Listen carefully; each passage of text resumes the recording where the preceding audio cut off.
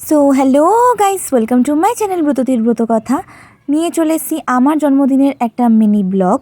তো বড়দের আমার আশীর্বাদ আর ছোটদের আমার প্রণাম।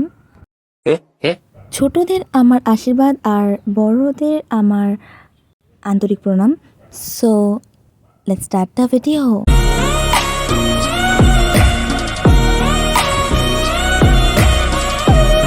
তো জন্মদিনের এক্সাইটমেন্টে চোটে সকাল 5টার সময় ঘুম থেকে উঠে যাওয়ার পরে সকাল 6টার সময় মা বাবাকে নমস্কার করে আশীর্বাদ নিয়ে নেবার পর্বটা স্টার্ট করে দিয়েছিলাম। তো সে সকালে খুব তাড়াতাড়ি ঘুমটা ভেঙে গেছে।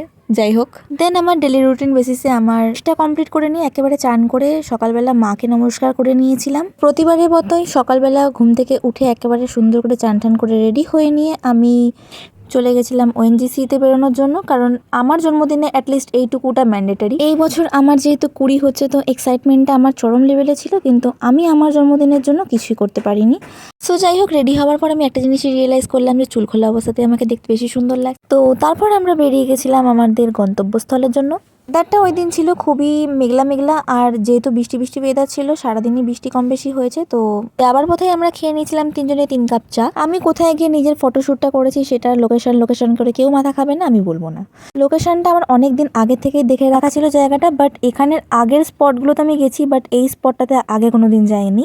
আমার এলাকাটা একটু সুন্দর, বাট এই জায়গাটা আমার আরো বেশি ড্রিমি লাগে, কারণ এই জায়গাটা পুরোই সাইডটা গ্রাম সাইড। আর যেহেতু মেঘলা ওয়েদার ছিল, তাই বলে একটা মনোরম হাওয়াও দিচ্ছিল, তো সেটাই উপভোগ করতে করতে আসছিলাম। বাড়ি থেকে আসার সময় প্ল্যান করা ছিল যে সকালবেলা চলে যাব মা বাড়ির দিকে। তো বাড়ি এসে দোকানে চলে গেছিলাম। আমি বেরোবো আর আমার বডিগার্ড বেরোবে না, এটা তো হয় না। তো তারপর বাড়ি এসে চান টান যেহেতু করাই হয়ে গেছিলো, চাটা খেয়ে একবারে রেডি হয়ে নিলাম মা বাড়ি যাওয়ার জন্য। গরমের মধ্যে এই হেয়ার স্টাইলটা থেকে আর ভালো হেয়ার স্টাইল আর এক্সিস্ট করে না। তো তারপরে চলে গেছিলাম রেডি হয়ে বাবার সাথে বেরিয়ে। তো ফার্স্টে গেছিলাম ঠাকুমার কাছে। তো ঠাকুমা আমাকে একটা গিফট করেছে, একটা জিনিস, এই কুরুশ দিয়ে বোনা এই হ্যান্ড ব্যান্ডটা আর কি। বাবা আমাকে মা বাড়ির সামনে ড্রপ করে দিয়ে পুজো করতে চলে গেল, আর আমি চলে গেলাম মা বাড়িতে আশীর্বাদ পর্বটা একটু সেরে নিতে। পছন্দের ফুল। তো যাই হোক, আজকে যেহেতু আমার 20 বছর কমপ্লিট হচ্ছে, তো আমি খুবই খুশি। তো দিদার কাছ থেকে আশীর্বাদটা নিয়ে নেওয়ার পরে মামা মামিদের কাছ থেকে একটু আশীর্বাদটা নিয়ে নিয়েছিলাম। এখানে এসে দেখি আমার মেজদি অলরেডি এখানটাতে বসেই আছে। ওকেও নমস্কারটা করে নিয়ে চাটা খেয়ে নিলাম। আমার দিদার হাতে স্পেশাল চা, তেলে ভাজা রুটি। তারপরে আমার যেহেতু কাশি হচ্ছে, তো আমার দিদা একটুখানি আবার কাঢ়া বানিয়ে দিয়েছিল গার্গেল করার জন্য। তো এরপরে আমি যে গিফটগুলো মা বাড়ি থেকে পেয়েছি সেগুলোই আমি খুলে খুলে দেখছিলাম যে আমি কি পেয়েছি। একেবারে যেগুলো আমাকে ঠাকুমা দিয়েছে সেগুলো আমি তোমাদের সাথে শেয়ার করে দিলাম, ক্রশে দিয়ে বানানো এগুলো। দুপুরে বাড়ি আসার পরে একটা সিম্পল লাঞ্চ সেরে নিয়েছি। গরমের মধ্যে এর থেকে ভালো খাবার আমার মনে হয় না আর এক্সিস্ট করে। পরে আমি একটু বাইরে বেরিয়েছিলাম হাওয়া খাওয়ার জন্য, বাট দেখলাম এরকম একটা বিচ্ছিরি ওয়েদার করেছে। বাট আমি এটার জন্য টেনশন করছিলাম যে বিকালবেলা তাহলে আমি রেডি হয়ে কী করে বেরোবো। তারপর ঘরে চলে এলাম একটু রেস্ট নেওয়ার পর, রেডি হওয়ার জন্য যে আমার বার্থডে আউটফিটটা আমি ওয়্যার করে নেব। এবারে আমার জন্মদিনের আউটফিট ছিল ব্ল্যাক কালারের। তো আমি এই ব্ল্যাক কালারের ফ্রকটা কিনেছিলাম পরার জন্য, তো এটাই আমি পরে নেব আমার জন্মদিনের আউটফিট হিসাবে। ট্রানজিশন আসছে, দাঁড়াও। এই ব্যাস, হেভি লাগছে দেখতে, খুব সুন্দর লাগছে। আউটফিটটা আমার খুব সুন্দরও ম্যাচ করে গেছে। আমি যেহেতু শ্যাম্পু করেছিলাম, তো আমার হেয়ারটা একটু হেয়ারিংও করে নিচ্ছে। তো তারপর নিজেকে দেখে 4বার নিচে নেওয়া ইজ ম্যান্ডেটারি, কারণ আমার মনে খুব সুখ আছে আজকে। তারপর আমি পিসফুলি এই আলমারিটার সামনে দাঁড়ানোর চেষ্টা করছিলাম, কিন্তু এই আলমারিটা আমাকে ব্যথা দিল। আমি মাকে নালিশ করবো। তো তারপর আমি আমার এই চিরুনিটা নিয়ে একটু কোরিওগ্রাফি করছিলাম। So hello guys, welcome to my channel ব্রততির ব্রত কথা সামথিং কিছু একটা। তো তারপর আমার পায়ের নুপুরটাও আমি ফ্লেক্স করে নিলাম, যেটা আমি নিজের পয়সায় কিনেছি। আমার এই গলায় এই চেনটা আমি বের করে নিয়েছিলাম সুন্দর করে, আর চেনটা দেখতে নো ডাউট খুবই সুন্দর। তো এরপর আমি মেকআপটা ডান করে নেব পেন্টিংয়ের মতো করে। আমি দেখাচ্ছিলাম জাস্ট বিকজ আমি আগে স্কিন কেয়ারটা করবো। তো ফার্স্টে আমি আমার টোনারটা অ্যাপ্লাই করে নেওয়ার পর সানস্ক্রিনটা অ্যাপ্লাই করেছিলাম, কারণ বিকালবেলায় রোদ্দুরের মধ্যে বেরোবোই, অথবা আমি চাই না একটুখানিও আমার মুখটা ট্যান পড়ুক। আর মাখার পর আমি আমার মেকআপটাও ডান করে নিয়েছিলাম। তো ফার্স্টে লিপস্টিকটা পরার পর যেহেতু আমি আইলাইনারটা খুব সুন্দর করতে পারি, তো আইলাইনারটা পরে নিয়ে হেয়ার স্টাইলটা আমি কমপ্লিট করে নিয়েছি। তো দ্যাট ইজ দ্য লুক।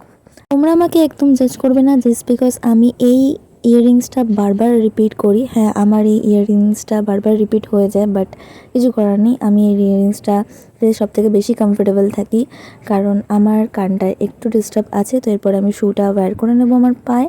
তো তারপরে আউটফিট চেক গাইস। তো এরপরে একটু ফটো সেশন স্টার্ট হয়ে গেছিলো। তো আমি ছবিগুলো তুলে নেওয়ার পরে আমার গিফটগুলো আমি খোলা স্টার্ট করে দিয়েছিলাম। তো গিফটের জন্য পুরো একটা বড় একটা ভিডিও আমি পরে আপলোড করে দেবো, তো সেটা তোমরা ওয়াচ করে নিও। আর এরপরে আমি চলে গেছিলাম কেক কাটিং সেরেমনি স্টার্ট করতে। আর এখানটাতে আমার বাবা একটা বড় বক্সের মধ্যে কানেক্ট করে আমার বাবা আমাকে মাইকে করে হ্যাপি বার্থডে জানিয়েছে, মানে আমাদের সারা পাড়া জানতে পেরেছে যে আমার জন্মদিন হচ্ছে আজকে। তো আমার দিনটা আজকে নো ডাউট খুবই ভালো গেছে। তো এটা আমার মা, বোনপো, বাবা আর বড়দি আমার কেক কাটার টাইমটাতে এরাই ছিল। তো আমি আজকে আমার সেই বিখ্যাত হ্যালেলুইয়া গানটা করছিলাম, তো এটা করার পরে আমি সবাইকে কেকটা খাইয়ে দিয়েছি। তো নো ডাউট 20 বছরের জন্মদিনটা আমার খুবই স্পেশাল গেছে। এখানে বোনপোকে কেকটা খাওয়ানোর পরে ওর অপটিমাইজিং হচ্ছিল, যে টেস্টটাও বোঝার চেষ্টা করছিল। তারপর দিদিকে কেকটা খাওয়ানোর পর আমি কেক খেয়ে নিয়েছি। ভিডিও নিতে গিয়ে এতই ব্যস্ত ছিলাম যে ফটোই তুলতে ভুলে গেছি। যাই হোক, তো ডিনারে ছিল বিরিয়ানি আর পায়েস, আর এরপরে ফ্যামিলি অ্যালবামটা নিয়ে বসেছিলাম। তো এরপরে মনুর সাথে ছবি তুলে নেওয়ার পর আমার আস্তে আস্তে মেকআপটা রিমুভ করে দেওয়া স্টার্ট করে দেবো। তো আজকে একটা বার্থডে উইশ করতে একদম ভুলবে না। আর আমাকে আজকে কেমন লাগছিল অবশ্যই কমেন্ট করে জানিও। ভিডিওটা তোমরা কোথা থেকে দেখছো অবশ্যই কমেন্ট করে জানিও। আজকের ভিডিওটা কেমন লেগেছে একদম কমেন্ট করতে ভুলবে না। ব্রততির ব্রতকথাতে যদি সাবস্ক্রাইব না করে থাকো তাহলে অবশ্যই চ্যানেলটিকে সাবস্ক্রাইব করে পাশে থাকা বেল আইকনটি প্রেস করে দিও। ইনস্টাগ্রামে না আমি দুটো এখন আলাদা অ্যাকাউন্ট করে দিয়েছি, ব্রততির ব্রতকথা আর ব্রতকথা। ব্রততির ব্রতকথা আর্ট রিলেটেড আর ব্রতকথা পার্সোনাল ব্লগ রিলেটেড। তো তোমরা চেক আউট করতে পারো। আজকের জন্য এটুকুই, টাটা।